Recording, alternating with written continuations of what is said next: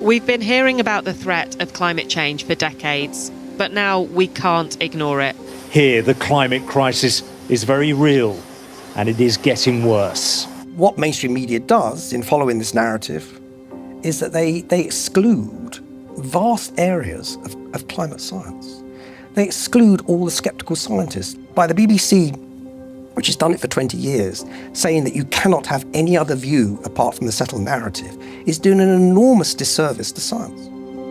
Journalists and broadcasters are schooled in the carbon doctrine by organisations such as the Carbon Literacy Project, which claims to have trained 1,000 BBC employees.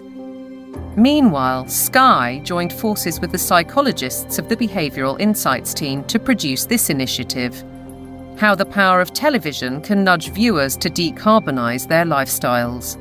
The recommendations included: give green content more screen time, more salience in plots and scenes. Use kids' content to encourage positive environmental behaviours amongst children and their parents. How then can we possibly expect impartiality in reporting?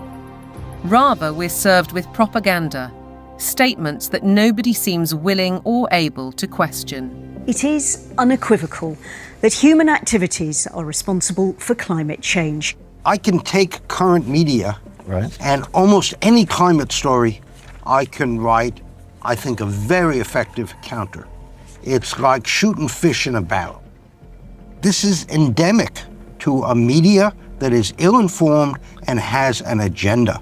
The agenda is to promote alarm and induce governments to decarbonize. There's an organization called Covering Climate Now, which is a nonprofit membership organization. Their mission is to promote the narrative. They will not allow anything to be broadcast or written that is counter to the narrative.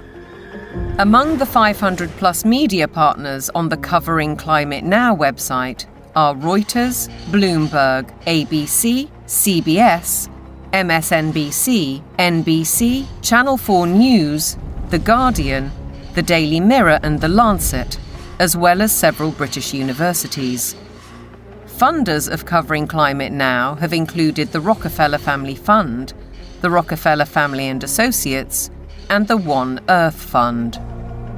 It's true that the mainstream media only report one side of the story and that most of them are in the pocket of the powerful people who are trying to implement these changes. I don't question that at all. But it's also true that people are listening to them less and less and reading them less and less.